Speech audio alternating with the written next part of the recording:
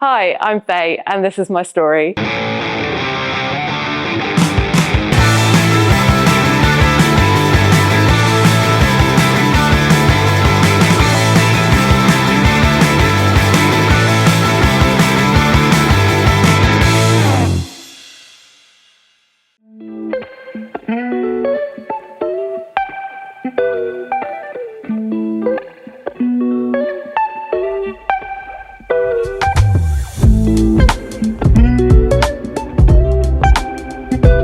Right, Faye, give us a wee introduction to who you are and a brief background history. So I'm Faye. I moved up to stay in Speembridge about 18 months ago from London. So I grew up in London, spent my entire childhood and 20s in London, and then had a complete change of lifestyle and moved up to live Some up here. contrast, isn't it? Yeah, Busy London to right Speembridge. Yeah. Up until recently, where there was that drug bust in the hotel. That was nothing to do with me. Everyone was joking. They're like, "You go back and forth from London quite a lot. Do you have anything to do with that?" Suspicious. Work. Yeah, so I am a physiotherapist by background. So that looked very different a few years ago to how it looks for me now. So I spent my first 10 years working clinically in large teaching hospitals in London. So you do a load of different rotations, and then I specialised in respiratory and intensive care for a little while, and then that led me down into working in cancer. And I worked really specifically in a cancer centre for 8 years. Right, okay. Long time. Which was amazing because you do all kinds of different things with patients who've got cancer, but a lot of it, a big thing, is around rehab and around exercise as well. So I was already really interested in exercise, but that got me even more into knowing the importance behind activity and being active and exercising. But when circumstances changed and we decided to move to the Highlands, I took a job that is more in project management for the NHS. Right, okay. So more managerial side and not clinically, but that's quite a big contrast as well, isn't it? Yeah, I miss working with patients. I miss that contact with people, and I think there was that potential to move up to the Highlands, work remotely, and never see anyone. Yeah. Especially if I wasn't in a job where I was going into an office or the hospital and things. So it was always really important to me to get to know people, get to know everyone in the community, and exercise was a really important way of doing that as well. Yeah, for sure. How you find Speembridge? How you find Scotland? I love it, yeah. Absolutely no regrets from moving up. It was absolutely the right decision. And I never even realised how right it was for me until I moved. I knew I wanted to, I knew I was ready to make the change, but I never realised quite how much of a rat race I was in London. Everything was always really high stress, everything was always a competition in work. My career was really time consuming. My commute was pretty horrible, I had really long hours. But even say vocationally, it's really time consuming and it's really stressful, but also socially, it's always a competition. So even down to, I think, training there and going to gyms there, it's a big competition. Daisy and I have been to London a few times, and you do get that sense of, even visiting London for a long weekend, you get that sense of right, we need to be doing something. Yeah. It's so busy. And even when it's not busy, it's busy. It is, yeah. I can't stand on an escalator in London. I can't not be rushing somewhere. Yeah. And if I am that person, I get into this just different mindset where if there's someone walking in front of me, I'm like, oh, what are they doing? They take a minute to get their Oyster card or credit card out to tap through the London Underground. I'm like, oh, I haven't got time for this. Whereas I'm so much more relaxed here. Do you feel, was there an element of feeling out of place when you first moved here? Where is the hustle and bustle of this place? Or was it instant wow, this is what I've been needing? Yeah, I think instant relaxation. Yeah, good. I just knew it was so much better for me, because when I wanted to de-stress or when I wanted to wind down when I was in London, my biggest thing was getting out in nature, swimming, and that wasn't really like accessible to me. And I was like, my work-life balance is pretty crap because I'm always working and I can't access like those things that make me feel better that easily. So when I moved up here, it just shifted, and my work-life balance is so much better, and I get much more, like I can finish work and be outside and enjoy what makes me feel better. So, I like that. Right, next set, warm up.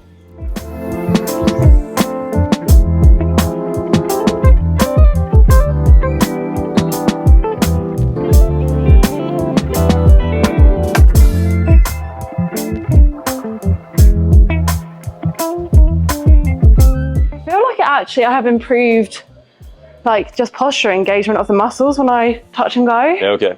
Interesting. I do feel like that as well sometimes. Yeah. But if I'm like going heavy or going all out, I do like that reset because I feel like I need to tick all the boxes again. Yeah. Does that make sense? But you see, like on the first one, it actually like swung away from me a bit. And then like second, third, I'm like actually just like in a better position. So I think you're starting your rep from the top then. Yeah. So you're keeping it nice and close to the way down, because most people deadlift it up and then just like throw it down. Yeah. Yeah. So, interesting. Right, second set for me.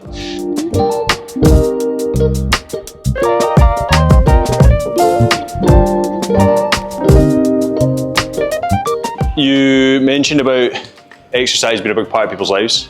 So give us an insight to what exercise has been like in your life. Like, where did it start? What was the initial motivation to go out and do some exercise? Start from the very beginning. From the very beginning. I was always quite into exercise at school. So netball, swimming, running, like just did every sport I could. And then a little bit at uni, but at university, you probably know, like it's quite a competitive level. Yeah. So I was like, I did a lot of drinking. Competitively. A lot of competitive drinking rather than the sport. And doing physio was a really time-consuming degree as well. So quite often we weren't allowed in the first teams of sports anyway. Right. So I dropped off at uni, didn't do so much. And then I think early 20s, like being back in London, again, probably far too much drinking and partying, far too much work and not loads of exercise. And then I decided like I missed it. Like I always found exercise really good for stress relief and for my mental health, and I wanted to get back into a routine. So it was just about prioritizing doing that exercise again. But when I was working in the city, then I got more into like training at gyms there. For a little while, it was kind of circuit type classes and also just like weightlifting, and then a lot of like yoga, bar Pilates as well. And then I really shifted into like wanting to do a lot more kind of like adventure sport as well. So I have done like countless obstacle course races, mud runs, a lot more like really got into my open water swimming and a few more like triathlons and like longer races, which is what I really enjoy doing now. Like anything that's going to get me outside. So. You do a lot of swimming now. I do a lot of swimming, yeah. And was that something from an early age, or did you pick that up later in life? No, I did it from an early age, but not open water. Right, okay. So it was never really a thing when I was younger, like just with where I lived, like. Yeah, jumping in the Thames. Yeah, well, yeah, exactly. But when I moved to live in Surrey, I was like, oh, it turns out there's an open water lake there and I can go swimming and I can do long distances, and I didn't find it as boring, and the cold water I found like really beneficial as well. Yeah, for sure. So then I just started doing like a lot more open water swimming and like longer distances and entering events for that as well. So there were like some like swim for 3 hours, see how far you can get, or I did a swim run, a few swim runs. Huh? I would drown. I would drown. Like the last time I went open water swimming, I think it was just started off too fast and I started cramping in the lats and I was like treading water and then I was inhaling water and then I was like honestly drowning. Yeah, it was horrific. It's about slowing down a little bit. Well, I know that as well. I got like, I would get out the water after like 3 hours and be like all over the place, but it's a good achievement, yeah. That tri swim, the tri event that we were all kind of training for, even swimming in a pool, I can't slow down. I couldn't get my breathing right. I couldn't get like, I was exhaling too fast, but I was trying to slow down my strokes. So then I was like holding my breath, like no air inside me for like another 2-3 strokes. And I would just like panic. It was horrible. I just don't think I can get in swimming. I think I started swimming when I was really young. My mum used to say that they'd throw me in the water and everyone would be really worried that I was drowning because I used to love swimming underwater. Yeah. And I'd be swimming underwater and then come up like, and then swim back underwater under. again. Yeah. And I think, I just took it from there and just I love being in the water. So, a bit older now, Yeah. right? Done your initial training and then your uni kind of training and then post-uni training. You're now in Scotland. What's training like now? It's a massive part of my life. So I love getting in the gym. I love it here because I feel like I love being like that sense of community. And like I said, if I'm stuck in the house all day, I won't necessarily see other people. So I like to be able to come and like see other people and be like, oh, I'm not the only human. Other than me and James. But I also like, it's kind of my routine to get up, take the dogs for a walk or a run, at least once a day, more often if I can, and then fitting in swimming and stuff as well. So like loads of different things. But if I don't get like that routine of like having my walks, having my swims, having my training, I notice that impacts how I feel and like my productivity and stuff. Interesting. As well. That was going to be my next question. It's like, so why is exercise so important to you? Makes me feel good. Yep. Like it sets me right for the day. There's nothing quite like how it makes your body feel. And it's a sense of achievement, especially like, I like to set myself little goals. Yeah. So that might be like a step goal. It might be just even like a lifting goal, seeing how much I can like lift. And then I feel that sense of achievement and and then I think as well, like physiologically it does so much for you. Like it's so nice to be able to feel that I'm stronger, feel that I'm fitter. You know, I know from my professional background all the other benefits like cardiovascular, bone health, like diabetes. Yeah, I think that even cancer. I think exactly. I think what we need is someone like you being the factual kind of person about it, because it's easy for me to say like, do exercise, it's great for you, but it's like people just don't quite believe it. And I think like there's a lot of people that haven't done anything because they just don't like the idea of it or they don't think they'll enjoy it. But it's like, what advice would you give to someone in that position? So we always say as physios, if you could prescribe exercise, then literally like a drug, literally you'd prescribe it to everyone because it's so good for you. And I think if people could take it like a tablet, then they'd all be taking it and then realise how good it is for them. I know, it's so frustrating, isn't it? And I think what I've seen a lot in my professional career is people lack confidence with it. So for example, I would work with big groups of people who were having treatment for cancer or had cancer.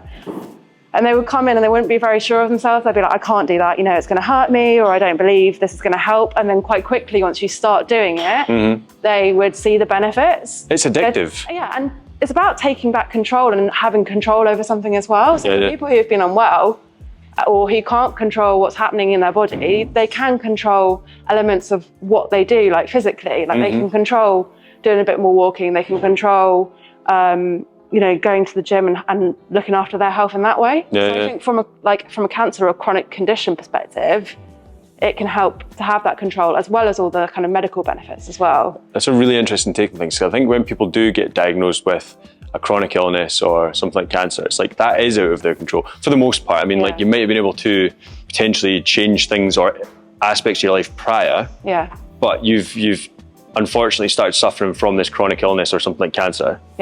It's like, but then people almost see that as like, oh, well, that's it then. And it's like, well, no, you can still get fresh air, you can still eat healthier, you can still exercise. And all these things will start having a positive impact on you. And I think they feel that has been taken away from them. And it's not even people with chronic illnesses. I think it's like people that sometimes feel like they're too overweight or too old, or you're never too overweight and you're never too old. I mean, like you feel that that's taking that choice away from you, but it's not. It's absolutely, it's probably encouraging you to take that choice back. So a big one is fatigue, because people who are fatigued, like cancer-related fatigue or chronic fatigue, they think I'm too tired to do anything. But the number one kind of treatment for something like fatigue is exercise. If you don't, it is true that if you don't use it, you lose it. And the weaker you get, the more fatigued you're going to be. And and the same with being overweight or kind of those things. Like if you become more sedentary, then it's going to have a negative impact. And I think if you take control of one thing, like if you're in the gym being like physically active, then it makes you more likely to want to eat well. It makes you more likely to want to get out and get more steps in. And it's a kickstart to the motivation that kind of helps you go get your steps, go eat healthier, want to train the next day. Yeah. And there's that thing like, so people talk about it all the time. It's like, don't wait to be motivated because it's a fleeting emotion. It's a fleeting thing. Like, be disciplined because that leads to motivation, which then leads to more discipline. Yeah. So then you're in this like infinite cycle of like, I'm just going to be disciplined every day, and then I'm always just going to feel motivated as well. Yeah. Anyway, you better do your third set. Third and final set.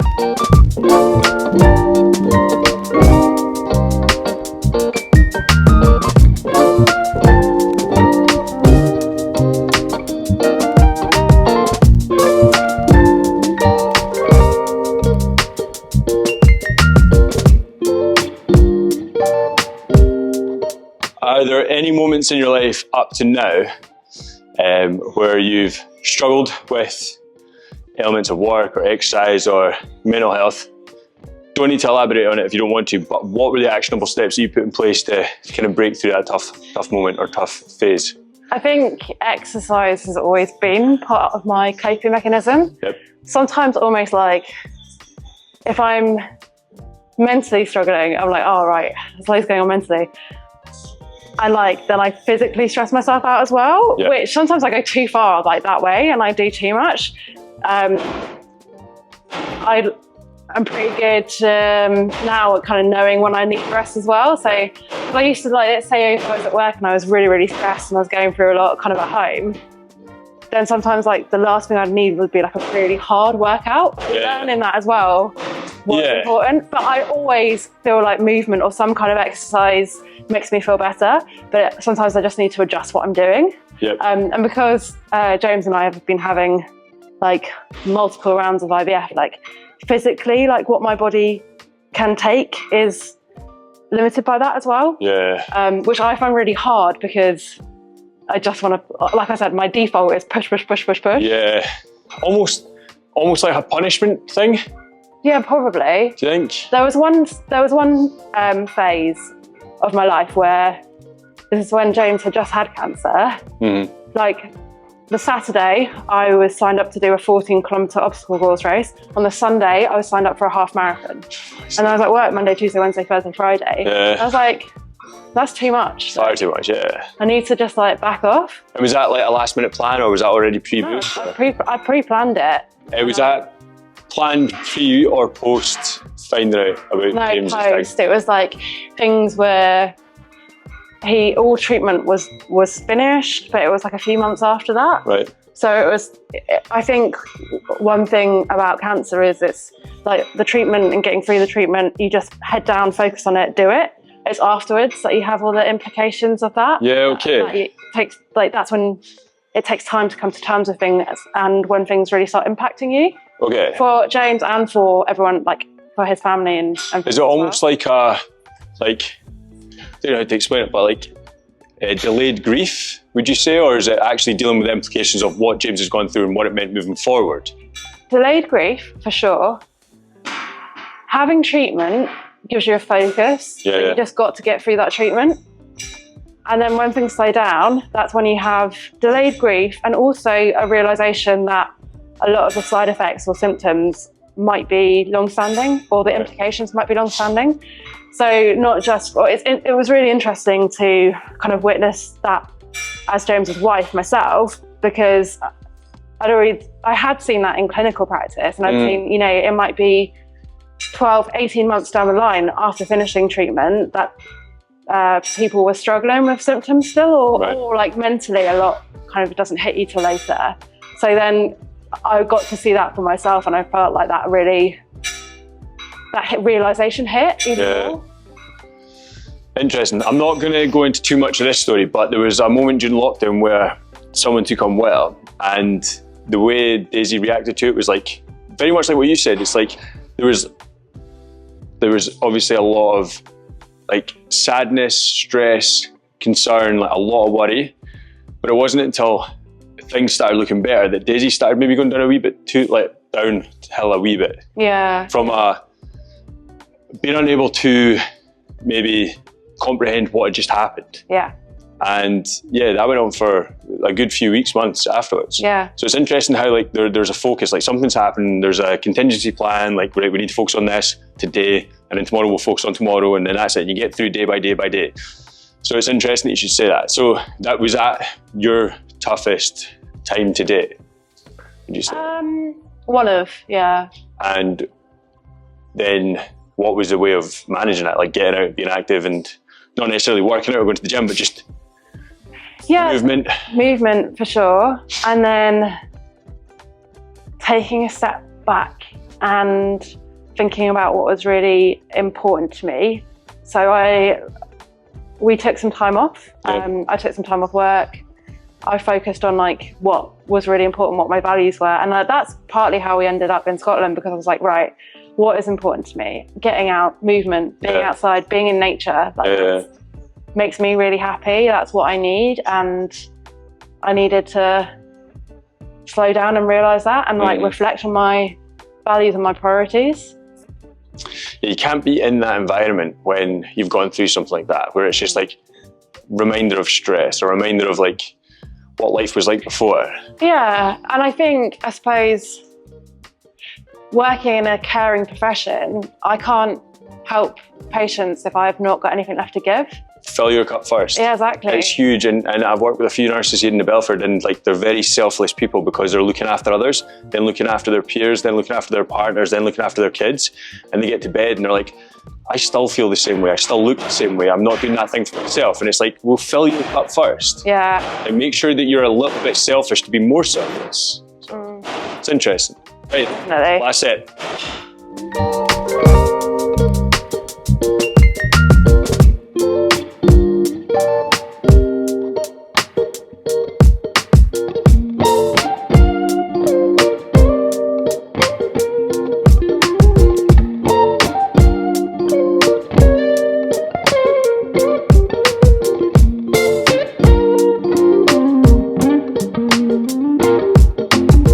What does life look like now, living in Fort William, with regards to health, exercise, fitness, work?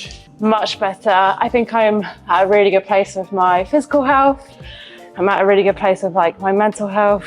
Like, despite it being like a really tricky year in terms of like just a constant year of like back-to-back IVF cycles. If I'd been in like London, I wouldn't have survived it. Given up. But there's just so much here that like fills my jug. Good.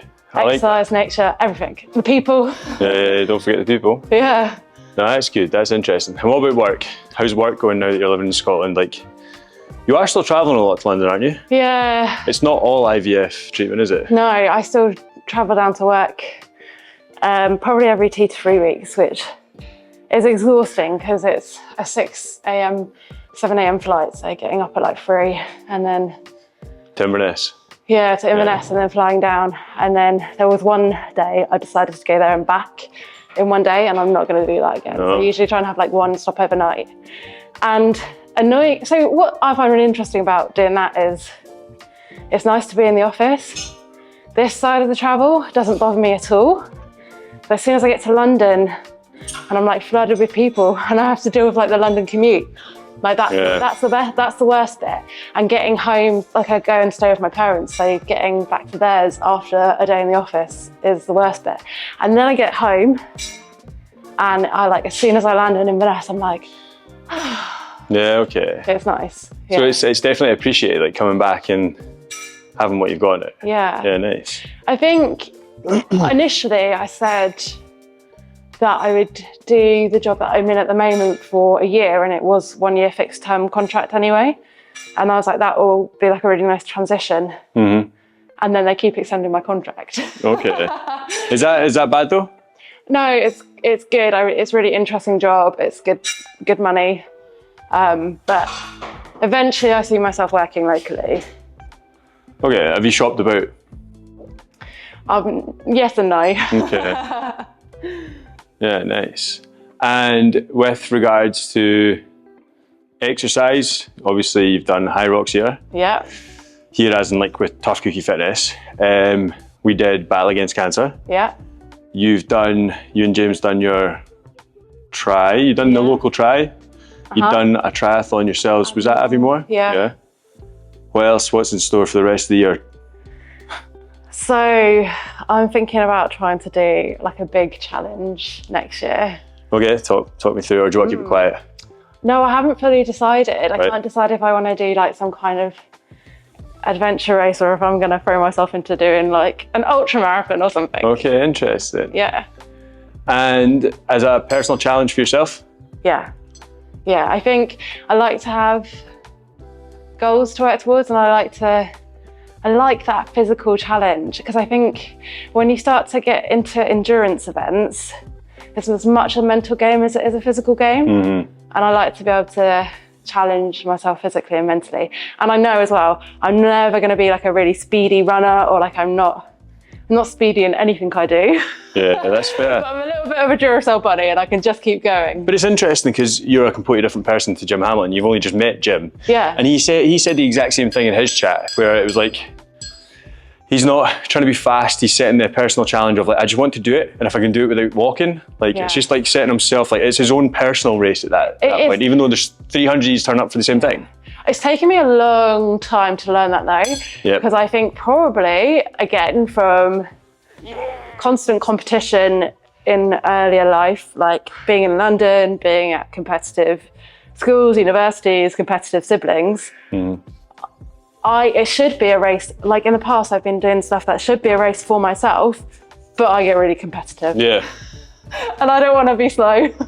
Yeah, no, I get that. I've got over that now, I think. I get that, because I think I'm still going through that as well. I was saying to Jim, like, I want to take part in things, but I do want to be competitive with it. Yeah. But actually, that takes the enjoyment out of it for me. Yeah. And that's like still my like young, immature brain. Yeah, I agree, because I think sometimes I'll do like, well, in the past, I'm much better at this now, but in the past I'd do a race and I'd be like, I didn't have that, wow, I've done it. That's amazing, well done. I'd be like, I should have done that better. Yeah, but then you know yourself, then it's that personal thing. Yeah. It's not like I should have done better because I see where that person finished. It's not that, is it? No. No, so I mean, like, it's like I should have done better based on my own efforts. Yeah. And that's like, so I did the marathon in the Whiskey Trail, it was the Dramathon. Yeah. And I intentionally started at the very back. I just wanted to see, I said that I wasn't going to enjoy it. I'm not a long distance runner. Yeah. I did it and it was really tough. Yeah. I wanted to just see at the end, like, I don't know anyone else that was doing it. I didn't want to see where I compared to other people. I just want to see, like, if I know I'm starting at the very end, there's a photo of me. Like, I'm still like sorting out my free train thing and I'm like kind of tucking my phone in and there's like a photo of me, like all these like older people, women, men, just like slowly like fizzing away, and there's just like me just storming along the back. And I was like, okay, I'm at the very back. I wanted to see where, like, how many people I could overtake or where I finished. And it was just that made it more enjoyable for me, because I didn't have anything else to beat. And I think what makes it enjoyable for me, like what I try and do more now is, so something like the London Marathon, I'm not interested in, or even like a road marathon where someone's going to say, oh, what's your time? What did you get? Because I don't find like running on roads for like a long distance interesting anyway. For me, it's about getting out in nature as well and being able to like enjoy the trail and like that. Using your body as an instrument, not an ornament. I mean, like, everyone can look good if they want to, but I mean, like, can you perform okay? Yeah. It's like, no, not really a lot of the time. Like, why don't we just like look to like mobility? Yeah. Everyone struggles with mobility, but I mean, like, we're designed to move, but there's limitations to your movement now. Well, that's not right. Yeah, so it's like, can you run a marathon? That's fucking huge. Yeah, that functional fitness. Yeah. That's so important. Yeah. And like, I mean, me having her now, I want to make sure that I don't have sore knees and sore backs anymore. Like, I don't want to be going to rugby and like unable to pick it up, because it's, she just tried to jump plate to plate. So yeah, it's like, so to wrap this up then, what advice would you give to someone that has never done anything like this before, but from your medical background, what advice would you give to someone about like the importance of movement and exercise? Yeah, so I will actually quote like the Chief Medical Officer's guidelines. Right. Because I think a lot of people don't know that. But like I say it every day. So as a minimum, we should be aiming to achieve 30 minutes of moderate intensity. 5 days a week. Moderate intensity of what, 30 minutes? Yeah. 5 days a week. So it's like 150 minutes in total. Is the bare minimum for anyone, no matter whatever walk of life? Any health condition, any shape, body size, any age. Yeah, 150 minutes, which is 30 minutes, 5 days a week. Yeah. But that doesn't mean that it has to be exercising in a gym, because some people that's intimidating. Yeah. But even just starting to get yourself moving more, getting to that moderate intensity, kind of, you know, walking a bit faster, anything that gets your heart rate going a bit faster, gets you a bit more out of breath. Yeah.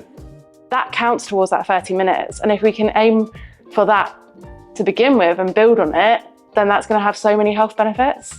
Give us the biggest health benefit it's going to have on like cardiovascular health, but then also longevity. Yeah. If you were to start doing the bare minimum each week, like just roughly, it doesn't need to be an exact science, but like what improvements will someone see in a short period of time? I think huge benefits straight away. Yep. In terms of muscle strength, On the treadmill. like your cardiovascular system, respiratory system, like even just starting it, you're going to notice within a couple of weeks just that you feel more confident doing it, that you feel better in your body. It's going to have an impact on even things like your immune system. So exercise can actually kind of boost your immune system. Metabolically, the things that go on in your body help with so many different things. So yeah. I think that is the important thing, is just like understanding that just doing something, going out for a 30-minute walk that is like just a little bit past like conversational pace. Yeah. Which isn't hard. I think, put it another way, if you are really sedentary and you're not walking, that has an impact on your on mortality. You're more likely to kind of to die younger. You're more likely to have kind of chronic health conditions, and even just kind of getting up and moving around, even getting out of your chair every hour and things like that is really beneficial.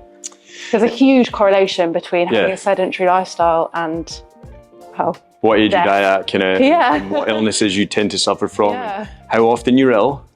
And you know, it's crazy. Like, so it's safe to say that if you were just to embark on something small but keep it consistent, that naturally your mental health will improve.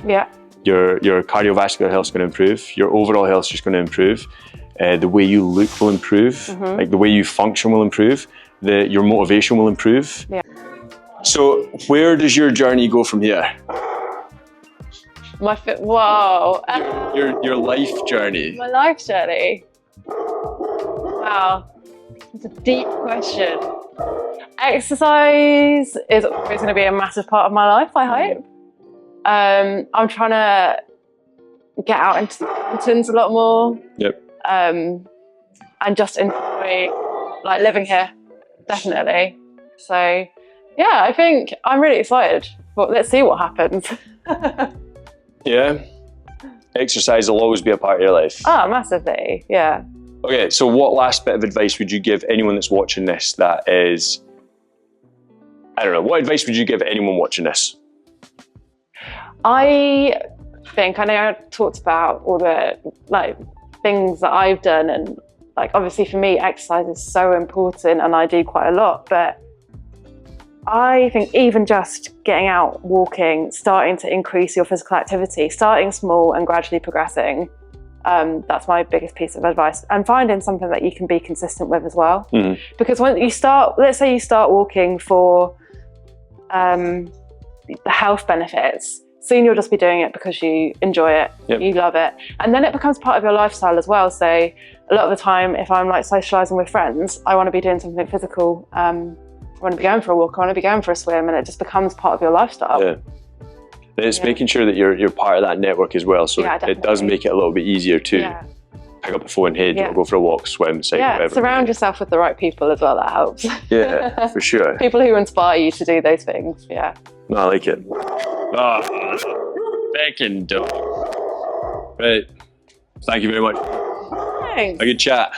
Oh. Thank you. Oh, thank you.